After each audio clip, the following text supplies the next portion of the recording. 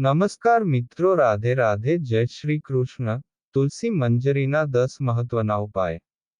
જો તમારા ઘરમાં પૈસા ટકતા નથી, ઘરમાં ઝઘડો થાય છે, જો તમે લગ્ન જીવનમાં સુખી નથી, ઘણી બધી મહત્વપૂર્ણ જાણકારી આ વિડીયોમાં મળશે, તો વિડીયોના અંત સુધી ચોક્કસ બન્યા રહો અને સાચા હૃદયથી એકવાર કમેન્ટ બોક્સમાં જય માં લક્ષ્મી અવશ્ય લખો. મિત્રો, જ્યારે તુલસીના છોડ પર ફૂલ દેખાવા લાગે છે તો તે ખૂબ જ શુભ સંકેત માનવામાં આવે છે. એવું કહેવાય છે કે જો તુલસીના છોડ પર ફૂલ દેખાવા લાગે તો સમજી લેવું કે દેવી લક્ષ્મી મહેરબાની કરવા જઈ રહી છે. આજે અમે તમને આ મંજરી વિશે કેટલીક ખાસ ટિપ્સ જણાવીશું. અમે તમને ઉપાયો જણાવવા જઈ રહ્યા છીએ. આ ઉપાયોથી દેવી લક્ષ્મી અને ભગવાન વિષ્ણુની કૃપા આપણા બધા પર બની રહેશે. જો પૈસાને લઈને તણાવ વધી રહ્યો છે, તમારા ઘરમાં સારી રકમ કમાયા પછી પણ સુખ શાંતિ નથી અને રોજ ઝઘડા થાય છે, તો તુલસીનો સહારો લો. મંજરીના ઉપાયોથી તમારી સમસ્યા ઓછી થઈ શકે છે. તુલસીને દેવી લક્ષ્મીનું સ્વરૂપ માનવામાં આવે છે. ગુરુવારનો દિવસ ભગવાન વિષ્ણુને સમર્પિત છે અને તુલસી તેમને સૌથી પ્રિય છે. દર ગુરુવારે શ્રી હરિના ચરણોમાં તુલસી મંજરી અર્પણ કરો. આમ કરવાથી તમારી આર્થિક સ્થિતિમાં સુધારો થશે, મુશ્કેલીઓ દૂર થશે અને તમારા ધનમાં આશીર્વાદ મળશે. તમારું અટકેલું ધન પરત મળે છે અને તમારી આવક વધે છે.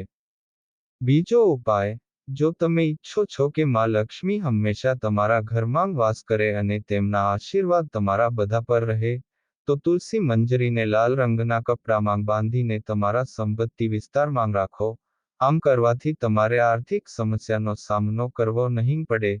ત્રીજો ઉપાય, જે ઘરમાં ઝઘડા અને ઝઘડા વારંવાર થાય છે, તે ઘરમાં આ તુલસી મંજરીનો ઉપયોગ કરવામાં આવે છે.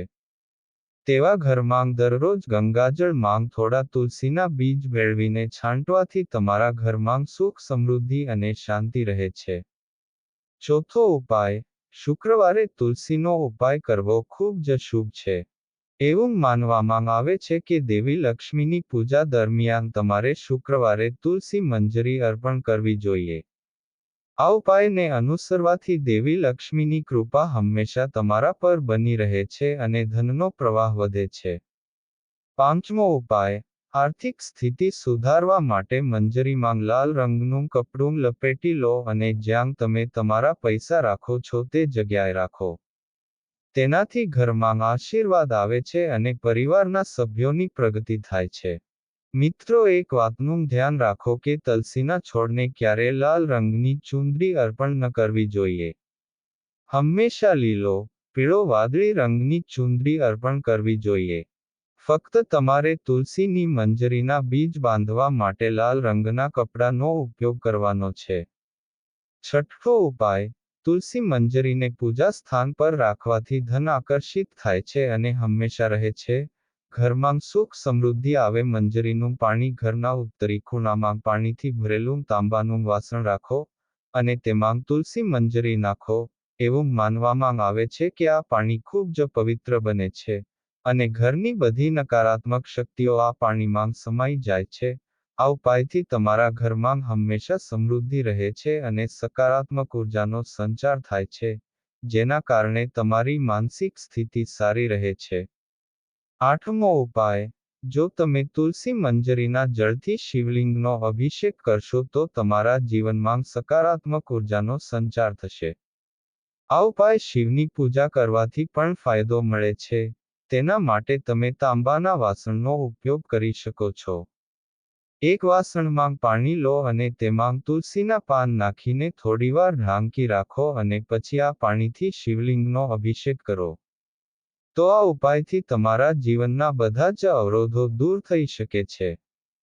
નવમો ઉપાય છે લગ્નજીવનમાં આવતી સમસ્યાઓ દૂર કરવા અને સુખી દાંપત્ય જીવન માટે તું મંજરીને દૂધમાં ભેળવીને શિવલિંગ પર ચઢાવો. એવું માનવામાં આવે છે કે આમ કરવાથી વ્યક્તિના તમામ અવરોધો દૂર થઈ જાય છે. લગ્નના માર્ગમાં આવતા અને વહેલા લગ્નની શક્યતાઓ છે. જો કે ભગવાન શિવ અને ગણેશને તુલસી અર્પણ કરવી વર્જિત માનવામાં આવે છે, પરંતુ તમે તુલસીની મંજરી અર્પણ કરી શકો છો. તેવી જ રીતે તુલસી મંજરીના બીજા પણ ઘણા ફાયદા છે. તુલસી મંજરીમાં એન્ટીબાયોટિક્સ ભરપૂર માત્રામાં જોવા મળે છે. મિત્રો, આવા જ ધાર્મિક વિડીયો જોવા ચેનલને લાઇક સબસ્ક્રાઇબની સાથે બેલ આઇકોન પણ પ્રેસ કરજો. જય શ્રી હરિ વિષ્ણુ, જય મા લક્ષ્મી.